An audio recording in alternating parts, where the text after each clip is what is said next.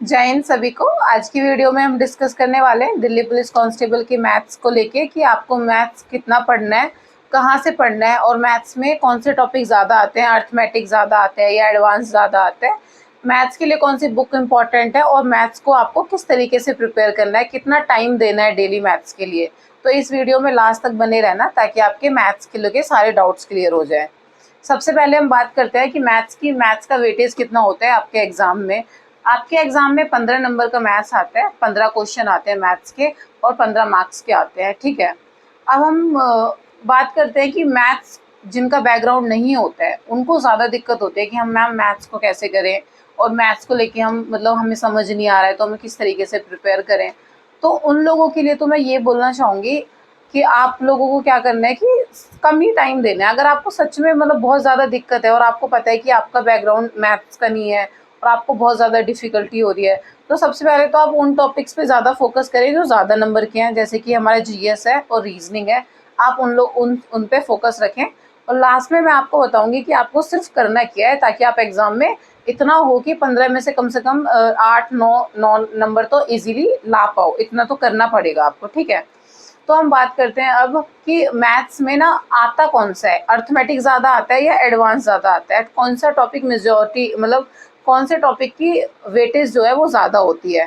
तो देखो अर्थमेटिक जो होता है वो ज़्यादा आता है दिल्ली पुलिस कांस्टेबल में, और जो एडवांस के क्वेश्चन होते हैं वो थोड़े कम आते हैं। अर्थमेटिक के क्वेश्चन ज़्यादा आते हैं और एडवांस के जो क्वेश्चन आते भी हैं ना तो वो बहुत ज़्यादा डिफिकल्ट क्वेश्चन नहीं आते हैं, ईजी क्वेश्चन आते हैं। ऐसा नहीं है कि सीपीओ या सीजीएल के जैसे क्वेश्चन पूछते हैं, बहुत ही मतलब डायरेक्ट क्वेश्चन होते हैं कि अगर आप फॉर्मूला भी आपने याद कर लिया है तो भी आप इजीली उनको कर पाओगे। और फॉर्मूले वगैरह तो देखो आप अभी से मतलब लिखना स्टार्ट करो, या फिर आप ऐसा कर सकते हो कि अलग से एक नोटबुक बना लो जिसमें आप ना पहले क्या करना है, आपको पहले आपको प्रीवियस ईयर क्वेश्चंस को देखना है कि किस तरीके के और कौन से चैप्टर के क्वेश्चन आते हैं। उसके बेसिस पे आपको एक नोटबुक बनानी है जिसमें आप अपने फॉर्मूला वगैरह लिखना स्टार्ट कर दो।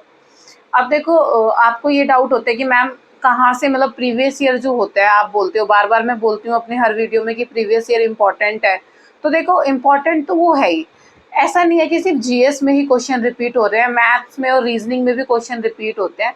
सिर्फ मैथ्स और रीजनिंग में क्या होता है कि सिर्फ डेटा चेंज हो जाता है, बाकी क्वेश्चन हमारा सेम आता है। ऐसा नहीं है कि सारे के सारे 15 क्वेश्चन होंगे ना वो बिल्कुल न्यू हो जाएंगे।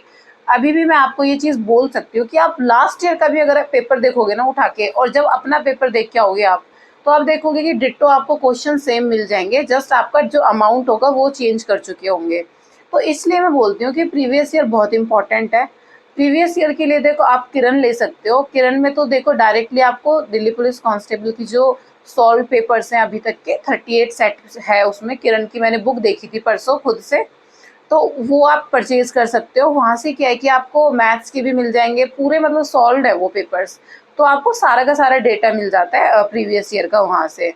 बट अगर आपको ऐसा है कि मुझे मैम मैथ्स के अलग से चाहिए, रीजनिंग के अलग से चाहिए, मतलब आपको चैप्टर वाइज चाहिए कि आप ना मैथ्स पढ़ रहे हो तो सिर्फ आपको मैथ्स मैथ्स पे फोकस करना है, उनके क्वेश्चंस वगैरह देखने हैं, तो आप रोजगार विद अंकित सर की जो बुक है जिसमें चैप्टर वाइज आपको क्वेश्चन मिल जाएंगे मैथ्स वगैरह के, तो वो आप मार्केट से वो वाली बुक ले सकते हो। उसमें बिल्कुल मतलब सीक्वेंस में होंगे कि अब प्रॉफिट लॉस के क्वेश्चन है तो सिर्फ प्रॉफिट लॉस के होंगे, रेशो के क्वेश्चन है तो सिर्फ रेशो के होंगे, टाइम और वर्क के क्वेश्चन है तो सिर्फ टाइम और वर्क के क्वेश्चन होंगे।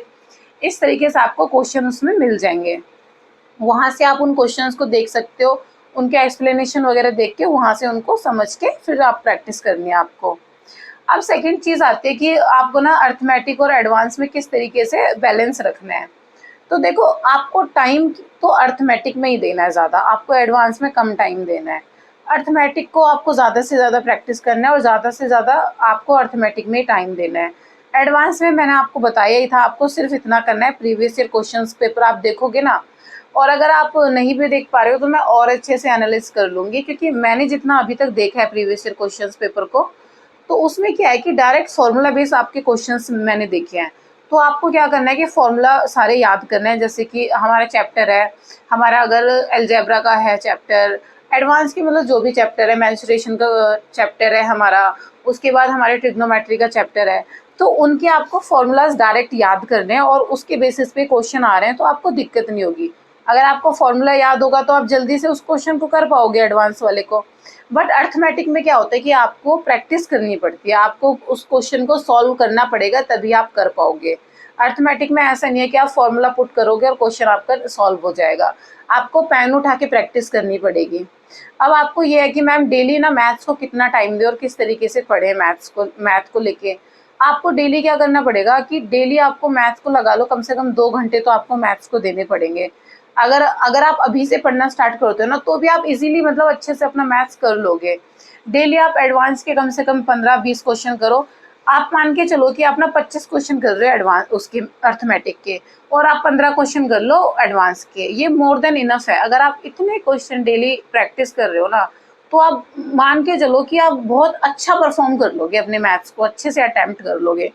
उसके बाद देखो, आपको डाउट होता है कि मैम ऑनलाइन सोर्सेज में हम कहाँ से पढ़ सकते हैं, कि अगर हमें समझ नहीं आ रहा है तो हम कहाँ से पढ़ें। राकेश यादव सर हैं, उनकी भी अर्थमेटिक की वीडियोस हैं जो बहुत अवेलेबल है। अर्थमेटिक की मोस्टली उनकी सारी वीडियोस अवेलेबल है। बट देखो, उसमें क्या होता है ना कि जैसे सर पढ़ाते हैं तो उसमें क्या है कि थोड़े अच्छे लेवल से करा रहे हैं क्वेश्चंस को, क्योंकि सीजीएल वालों के टारगेट को लेके करा रहे होते हैं वो। तो आपको ना इतना ज़्यादा नहीं करना है, क्योंकि आपके एग्जाम में बहुत ज़्यादा हाई लेवल का मैथ्स नहीं पूछा जाता है। जो क्वेश्चन आते हैं वो एवरेज क्वेश्चन आते हैं, बहुत ज़्यादा डिफ़िकल्ट क्वेश्चंस नहीं होते हैं। तो आप खुद से भी ना अगर सॉल्व करोगे ना, सॉल्व पेपर्स देख के भी, तो आप खुद से भी कर पाओगे। बस आपको क्या करना है कि आपको टाइम निकालना है मैथ्स के लिए, आपको टाइम देना है और उसको प्रैक्टिस करना है। आपको मैथ्स को लेके कोई भी डाउट होता है कि मैम हमें समझ नहीं आ रहा है या हम क्या करें, किस तरीके से करना है, तो आप मुझे कमेंट करके पूछ सकते हो। और कमेंट सेक्शन में आप मुझे कमेंट करना आपको किस तरीके से डाउट होता है, ताकि मुझे पता चले कि आपको यहाँ प्रॉब्लम है और मैं अपनी नेक्स्ट वीडियो में वो डाउट आपका क्लियर कर पाऊँ। मैथ्स में सबसे इम्पॉर्टेंट क्या होता है कि बच्चे ना बहुत छोटी छोटी मिस्टेक्स भी बहुत ज़्यादा कर देते हैं। जैसे कि मैंने मेरा सीजीएल का एग्ज़ाम था मैथ्स का, उसमें मैंने क्या किया था, उसमें ऑप्शन में 20 भी था, ऑप्शन में 21 भी था। बट जब मैंने क्वेश्चन को सॉल्व किया तो वो 20 पॉइंट कुछ में आंसर आ रहा था मेरा, तो मैंने 21 ना करके 20 ही कर दिया था। जैसे 20 पॉइंट समथिंग था वो, तो मैंने आगे उसको निकाला ही नहीं। बाद में जब मैं आ गई तो मैं सोच रही थी 21 भी तो था ऑप्शन में, क्या पता वो 20.5 अबव जा रहा था, अगर जो मेरा आंसर था, तो आंसर तो फिर 21 होता ना, 20 नहीं होता। वैसे ही कभी कभी क्या होता है कि हमें जो आंसर होता है, हमने जैसे फॉर एग्जांपल हमने कोई क्वेश्चन किया, वो सारा हमने कैंसिल आउट हो गया और हमें लगता है कि वो कैंसिल आउट हो गया, उसका 0 आ गया। और कभी कभी होता है कि हमारा कैंसिल आउट हो रहा है तो वो 1 होता है ना, और इस तरीके की सिली मिस्टेक्स हम कर देते हैं। कभी कभी रेशो में हम सिली मिस्टेक्स कर देते हैं, आंसर हमारा 1:2 है, बट ऑप्शन में हमने एकदम से 2:1 देखा और टिक कर दिया। तो इस तरीके की मिस्टेक्स नहीं करनी है।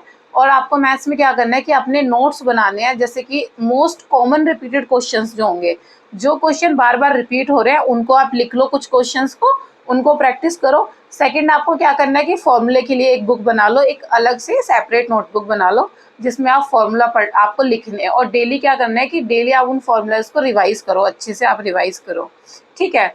और लास्ट में ऐसी ऐसी मिस्टेक्स नहीं करनी है। और सबसे इम्पॉर्टेंट, जो बिगनर्स हैं, जिनको मैं बोल रही थी कि आपको अगर दिक्कत है, आपका मैथ बैकग्राउंड नहीं है, तो आपको क्या करना है कि आपको सिर्फ प्रीवियस ईयर क्वेश्चन करने हैं। आपको प्रीवियस ईयर क्वेश्चन करने हैं, उसमें से वही क्वेश्चन आपको सॉल्व करने हैं, उन्हीं क्वेश्चन को समझना है। कहीं और कुछ टाइम नहीं देना है, किसी यूट्यूब चैनल से कुछ नहीं सीखना है। कुछ अगर किसी बुक में है, किसी बुक को मैं रिकमेंड नहीं करूँगी। आपका मैथ्स वीक है तो आप कम से कम टाइम दो, उन क्वेश्चंस को करो जो इजी क्वेश्चंस हैं और जो क्वेश्चन बार बार आते हैं। उसके बाद देखो, आपको मैथ में अगर टाइम सेव करने में दिक्कत हो रही है या प्रैक्टिस करने में दिक्कत हो रही है, तो आप क्विज वगैरह अटेम्प्ट करो, ज़्यादा से ज़्यादा क्विज अटेम्प्ट करो। आप अगर मेरे चैनल पे न्यू हो तो डिस्क्रिप्शन बॉक्स में मेरा टेलीग्राम चैनल का लिंक होगा, वो जाओ और वहाँ पे आप मेरा टेलीग्राम चैनल ज्वाइन करो।